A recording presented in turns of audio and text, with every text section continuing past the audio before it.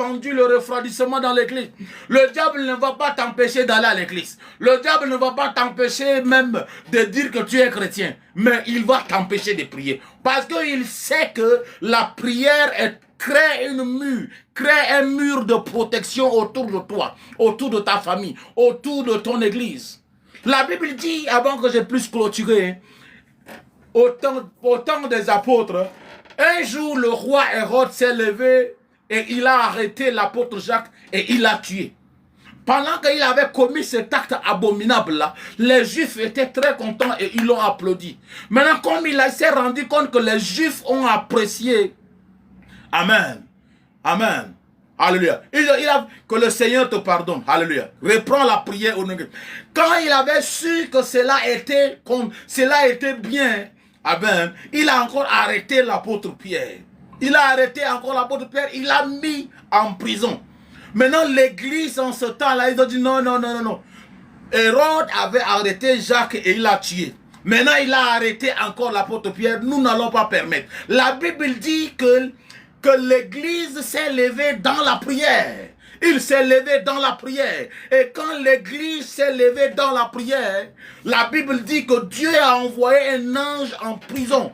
C'est pourquoi tu ne sais pas ce qui se passe lorsque tu pries. Un homme de Dieu américain a dit en anglais, il dit pray until something happen. C'est ça la prière. Il dit prie jusqu'à ce que quelque chose se passe. C'est ça la prière. Nous ne prions pas par religiosité. Il y a des gens qui prient parce qu'ils veulent accomplir certaines formules. Ils veulent soulager leur conscience. Ils disent non, je suis un chrétien, donc il faut que je prie. Non, nous ne prions pas parce que nous sommes chrétiens. Nous prions parce que nous devons communiquer avec notre Dieu. Alléluia. Rester en contact avec le ciel. Alléluia. Et la Bible dit que lorsque l'église s'est levée dans la prière, lorsque l'église s'est levée, l'ange s'est présenté en prison. Alléluia. Merci. L'ange s'est présenté en prison et a délivré Pierre. Je prie au nom de Jésus-Christ de Nazareth.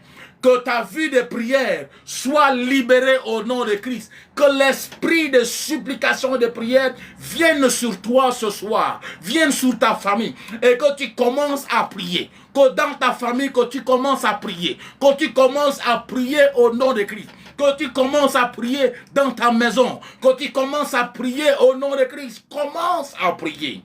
Alléluia. Reçois la grâce de devenir un homme de prière. Reçois la grâce de devenir une femme de prière. Reçois la grâce que l'esprit de supplication et de prière vienne sur ta vie. Même dans ton sommeil, tu te retrouves en train de prier. Il y a des fois, je prie jusqu'à même dans mon sommeil, je me retrouve en train de prier.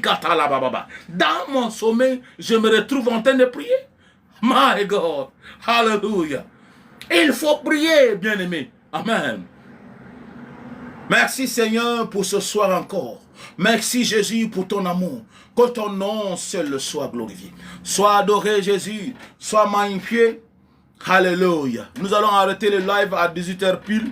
Amen. Nous bénissons le Seigneur ce soir encore. Amen. Donc si tu es ici, amen. Nous sommes déjà à la dernière partie de ce live. Et que tu aimerais bien monter pour... Tu as des préoccupations, tu as un sujet de prière pour que nous puissions prier pour toi, ou tu as besoin d'une orientation prophétique, il faut monter. Alléluia. Amen. La Bible dit qu'un peuple ne consultera-t-il pas son Dieu? Amen. Les païens consultent tout le temps, vont chez les marabouts, consultent leur divinité. Même, ils vont devant leur idole, ils font des sacrifices, ils consultent leur Dieu. Nous aussi, en tant que chrétiens, nous devons consulter Dieu. La Bible dit qu'un peuple ne consultera-t-il pas son Dieu? Alléluia. L'heure est arrivée pour que nous consultons le Dieu d'Israël. Nous consultons le Dieu de la Bible. Et certainement, nous allons avoir une réponse de sa part ce soir. Merci Jésus pour ce soir encore. Que ton nom seul soit glorifié. Sois adoré et sois magnifié. Nul n'est comme toi dans le ciel et sur la terre. Merci beaucoup pour mes bien-aimés frères et sœurs. Amen. Envoyez une invitation, je vais vous faire monter. Vous avez besoin d'une prophétie, vous avez besoin d'une consultation. Nous ne sommes pas des marabouts. Nous donnons des... Aujourd'hui, avant de faire monter les gens, il y a des gens qui sont des aventuriers, qui viennent ont les dons de prophétie. Amen. Il n'est pas question de juste venir et qu'on vous donne une prophétie et qu'après vous partez. Non. Le problème est que quand Dieu vous fait rencontrer un homme de Dieu, c'est-à-dire qu'il y a un travail à faire. La Bible dit que Saul était en chemin. Amen. Saul était parti chercher les années perdues de son père. Les années perdues de son père. En chemin, alléluia. Amen. Saul avait dit, parce que en Israël, ils savent que ils ont la culture que lorsque quelque chose se perd, on va consulter le voyant. Et le prophète en ce temps était appelé le voyant. Et il dit, mais nous allons aller voir le prophète. Amen. Et il a demandé à son serviteur, mais qu'est-ce que nous allons apporter à l'homme de Dieu? Amen. Qu'est-ce que nous allons apporter à l'homme de Dieu? Alléluia. Et son serviteur a dit qu'il y a il y a de l'argent ici, nous allons donner à l'homme de Dieu. Donc, on ne se présente pas devant un homme de Dieu les mains vides. Il y a des gens qu'ils vont chez les marabouts avec de l'argent. Maintenant, quand il est question d'un prophète, c'est comme ça que c'est vous-même que vous transformez les véritables serviteurs de Dieu en faux prophètes. Parce que à cause de la méchanceté de votre cœur, à cause de l'amour de l'argent, vous venez même sur le live là, vous n'avez plus envie même d'encourager le live. Parce que vous pensez que c'est une question de j'ai besoin juste d'une prophétie. Et non, non. Quand tu entres en contact avec un homme de Dieu, fais très attention. Tu n'es pas en train de venir juste collecter la prophétie. Tu es en train de venir établir une relation avec le Dieu de cet homme-là. Le Dieu d'esprit des prophètes. La Bible, Dieu lui-même s'est présenté dans la Bible, dans le livre de Apocalypse. Je vais lire ça pour nous, pour que vous soyez éclaircis. Dans Apocalypse 22, verset 26. Alléluia. Apocalypse 22, verset 6. Apocalypse 22, 6. Il dit, et voici. Amen. Excusez-moi. Apocalypse 22, chapitre 22, verset 6. Il me dit, ces paroles sont certaines et véritables.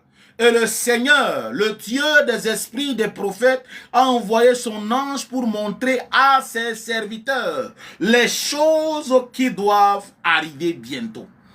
Alléluia. Amen. Dieu dit que il dit ces paroles sont certaines et véritables. Le livre d'Apocalypse, c'est le livre des derniers temps. C'est le livre de la fin des temps. C'est la fin de toutes choses. Et dans les derniers temps, ne soyez pas choqués. Dans les derniers temps, Dieu a pris l'agenda des fins des temps là, son agenda pour la fin des temps là. Dieu a pris comme ça et il a confié ça entre les mains des prophètes. Vous n'êtes pas au courant parce que le mouvement des derniers temps là sera conduit par le ministère prophétique.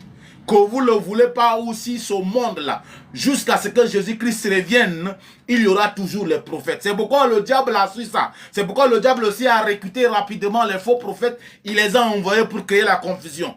La Bible a dit que dans les derniers temps, il y aura les faux prophètes. C'est pour dire que dans les derniers temps-là, le ministère le plus approprié, c'est le ministère prophétique. Amen. Il dit, ces paroles sont certaines et véritables. Et le Seigneur, le Dieu des esprits des prophètes, alléluia, a envoyé son ange pour montrer à ses serviteurs les choses à venir. Alléluia. Il y a l'ange de Dieu qui est déjà là, qui va me montrer exactement ce qu'il te faut. Qui va me montrer ce soir le Dieu des esprits des prophètes. Alléluia. Donc faites attention, on ne vient pas sur un live juste comme ça parce que on veut qu'on nous dise quelque chose qui va nous plaire. Alléluia. Faites attention. Donc envoyez vos invitations, je vais vous faire monter. Merci Seigneur.